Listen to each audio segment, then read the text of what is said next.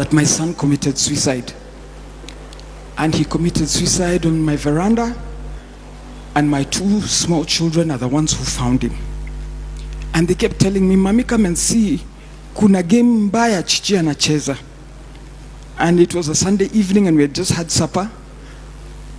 And I thought that it was just one of his antics because he was a difficult boy. He became very difficult after he failed his Form 4 exams.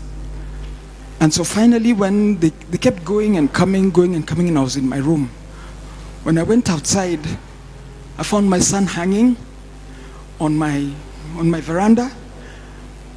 And the most wicked sight in my life is to see his tongue hanging almost up till here.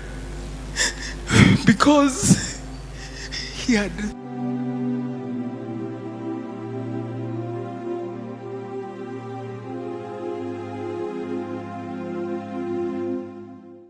I screamed and I climbed up immediately and I collected him and I put him down and I rushed. I started calling his sisters to take him to hospital.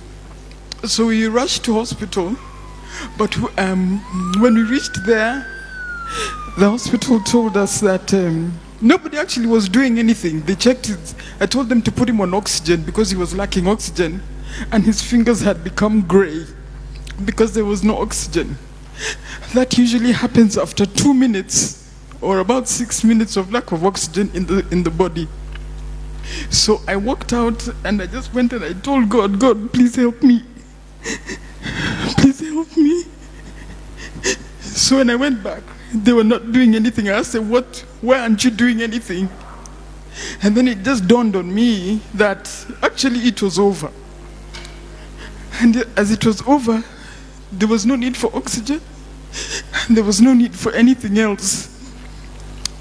And so we had to wait there until we reported to the chief, reported to Embakasi police, and wait until about 3 o'clock when the police vehicle came to take my son and put him in a vehicle car and take him to the mortuary.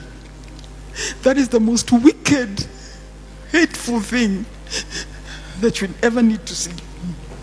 Youth, hakuna kitu ngumu sana ile huwezi kuongea.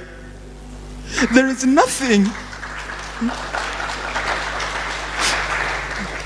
There is nothing so hard that cannot be discussed.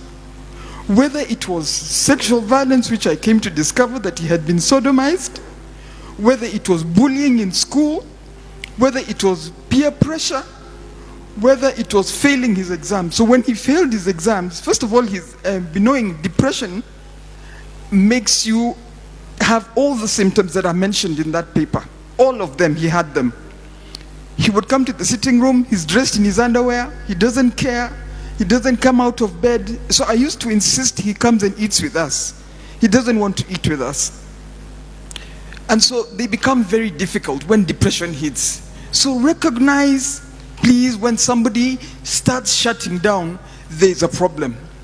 This boy had grown up as a very healthy, loving, fun-loving boy, full of love, full of laughter, full of jokes.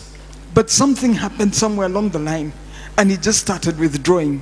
And I kid you not, within 6 months, he had committed suicide.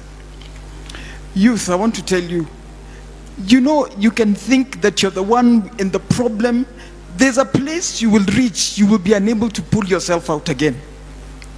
So before you reach that pit, before you reach that bottom, please ensure that you have talked to somebody. Please ensure that you have shared with somebody. There's nothing too hard. There's nothing too hard. Bible says there is nothing new under the sun. So anything that you're going through is not new. It has happened to somebody else, and it can be solved. We buried my son, but now the after effects are the worst, because now I kept blaming myself. What didn't I do? What did I do? I tried to be as supportive as I wanted. He refused school. One day he just said, "Mami sirudi hiyo shule," and that was it. I had to look for another school for him to go to. And when he went to another school again, then he refused to attend lessons. And then he attends exams, and then he's shocked that he fails his exams. And so when we showed him his results and he came home with the results, he couldn't believe it, and that's when he started going downhill. So the sisters, his sisters, my children, all tried to encourage him to do other things. You can't sit. Do you want to go to driving school? Do you want to go to college? Do you want to draw? Because he was a very good artist. Do you want to draw? What do you want to do? We'll do it for you. He says, bado siko tayari, bado sijajua, I'll let you know. Then that day, he hung himself. But what it has happened, the after effects, is that thereafter, I'm the one who hit depression. I couldn't believe, I couldn't think, I couldn't eat. I couldn't think, how do you bury a 20-year-old son? A boy with mandevu, somebody, how do you bury your son? Just how do you bury your son? In August this year, we went to fix his grave. And there's nobody who feels the pain apart from a mother, apart from a brother, apart from a sister. Nobody feels that pain. You might think that you're in a pit, but you're not. There is always help. I want to thank the government for making mental health a priority, because we would have lost so many. When we were going to collect my son that day, we were so many parents. We left at 5 in the morning because we were going to Siaya. And I tell you, 6 parents were there because of suicide. 6 parents. And those that were in there that were waiting to be collected the following day, some were being brought in. We cannot lose youth for something that has got a solution. We cannot lose you who have got the energy to build our country for something that has got solutions.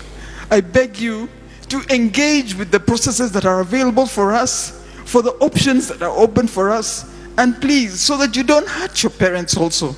Because even when you go, the pain remains with us. The pain remains with the sisters, the pain remains with the brother, and the stigma that is associated with suicide. I personally don't care. I personally don't care what anybody thinks about me. And that is why I said that just to honor my son's memory, I will speak about mental health. Thank you very much.